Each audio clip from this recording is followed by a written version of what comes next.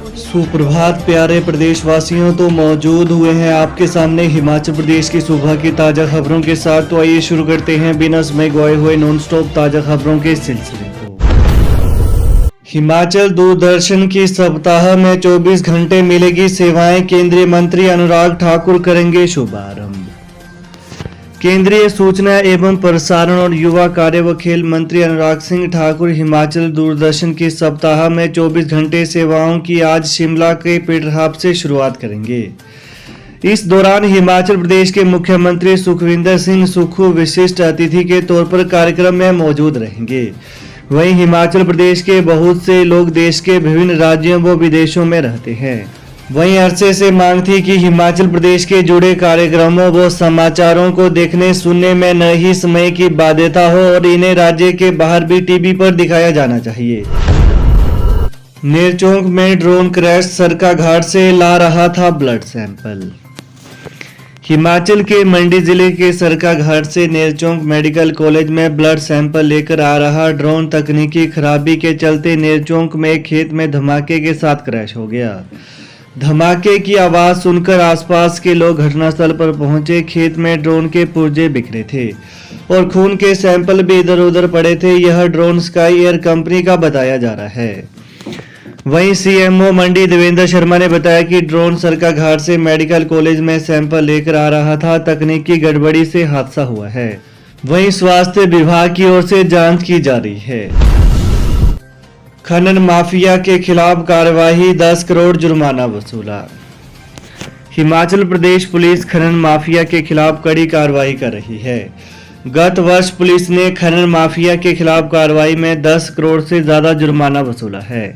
इस दौरान अवैध खनन के 6,686 चालान किए गए, जिनमें से 5,999 चालान कंपाउंड करके उल्लंघनकर्ताओं से 10 करोड़ 12,66,700 रुपए जुर्माना वसूला गया, जबकि शेष 322 चालान न्यायालयों को भेजे गए हैं। इसके अतिरिक्त अवैध खनन के 45 अभियोग भी पंजीकृत किए गए हैं। 14 संस्थान बंद करने के फैसले के खिलाफ हाईकोर्ट पहुंचे बंजार के विधायक। हिमाचल प्रदेश के कुल्लू जिले के बंजार में 14 संस्थानों को बंद करने के प्रदेश की कांग्रेस सरकार के फैसले के खिलाफ बंजार के विधायक सुरेंद्र शौरी हाईकोर्ट पहुंच गए हैं। शौरी ने सरकार के फैसले के खिलाफ कोर्ट में याचिका दायर की है। विधायक ने कहा कि बंद किए संस्थानों में ज्यादातर स्वास्थ्य विभाग से जुड़े हैं, जिससे जनता को लाभ मिल रहा था। इसकी जानकारी विधायक ने पिछले कल कुल्लू के ढालपुर में पत्रकारों से बातचीत के दौरान दी। उन्होंने कहा कि पूर्व में भाजपा सरकार ने जनता के हित को देखते हुए कई कार्यालय और संस्थान खोले थे, जिन्हें कांग्रेस सरकार ने बंद कर दिया। 15 लाख का गबन करने पर एचआरटीसी चंबा डिपो का कर्मचारी टर्मिनेट। प्रदेश सरकार भ्रष्टाचारियों के खिलाफ सख्त हो गई है। सरकार ने एचआरटीसी में लगभग 15 लाख रुपए की गड़बड़ी करने पर एक कर्मचारी को टर्मिनेट कर दिया है। कर्मचारी पर आरोप थे कि वह एचआरटीसी के ड्राइवरों व कंडक्टरों की बकाया राशि के साथ गड़बड़ी करता था और आधी राशि अपने खाते में डाल लिया करता था। सूत्रों से प्राप्त जानकारी के अनुसार मामला एचआरटीसी के चंबा डिपो का है। चंबा डिपो में तैनात सीनियर ऑडिटर पर लगे आरोपों की जांच के बाद एचआरटीसी प्रबंधन ने उसे तुरंत टर्मिनेट कर दिया है। निगम प्रबंधन के पास 2020 में यह मामला आया था, जिस पर प्रारंभिक जांच में कर्मचारी को पहले निलंबित किया गया था और फिर रोहडू में बहाल कर दिया था। अब जांच पूरी होने के बाद नौकरी से बर्खास्त किया गया है। एचआरटीसी के प्रबंध निदेशक संदीप कुमार ने मामले की पुष्टि की है। हिमाचल में सौर ऊर्जा उत्पादन के लिए मुख्य सचिव की अध्यक्षता में बनेगी समिति। हिमाचल प्रदेश में निर्धारित समय अवधि में सौर ऊर्जा बिजली परियोजनाओं को पूरा करने और इनके कार्यान्वयन की निगरानी के लिए मुख्य सचिव की अध्यक्षता में समिति का गठन किया जाएगा। सरकारी प्रवक्ता ने बताया कि मुख्यमंत्री ने आश्वासन किया है कि इन परियोजनाओं के निर्माण के लिए सरकार निष्पादन एजेंसी को हर संभव सहायता प्रदान करेगी। वहीं कंपनी को सुविधा प्रदान करने के लिए फ्री होल्ड निजी भूमि की खरीद के लिए नीति में संशोधन के लिए आवश्यक कदम भी उठाएगी। सरकार हिमाचल में सौर ऊर्जा उत्पादन को नवोन्मेषी प्रयासों से बढ़ावा दे रही है। 9वीं 11वीं की डेटशीट जारी, स्कूल शिक्षा बोर्ड ने तय किया शेड्यूल, 3 मार्च से शुरू होंगी परीक्षाएं। हिमाचल प्रदेश स्कूल शिक्षा बोर्ड ने पिछले कल 9वीं व 11वीं की वार्षिक परीक्षाओं और बोर्ड की ओर से संचालित होने वाली कंपार्टमेंट विषयों की परीक्षाओं की डेटशीट जारी कर दी है। कक्षा 9वीं की परीक्षाएं 3 मार्च से शुरू हो रही हैं और 20 मार्च तक चलेंगी। कक्षा 11वीं की परीक्षाएं 3 से 27 मार्च तक चलेंगी। दोनों कक्षाओं का परीक्षा समय 12:45 से शाम 4 बजे तक रहेगा। मुख्यमंत्री सुक्खू बोले, खंड स्तर पर बनेंगे आधुनिक सुविधाओं से लैस अस्पताल। मुख्यमंत्री सुखविंदर सिंह सुक्खू ने पिछले कल शिमला में स्वास्थ्य विभाग की समीक्षा बैठक की अध्यक्षता करते हुए कहा कि चिकित्सा खंड स्तर पर आधुनिक सुविधा युक्त अस्पताल स्थापित होंगे। इन अस्पतालों की क्षमता 50-100 बिस्तरों की होगी और इनमें विशेषज्ञ चिकित्सक, पर्याप्त पैरामेडिकल स्टाफ के साथ साथ डायग्नोस्टिक लैब उपलब्ध करवाई जाएगी।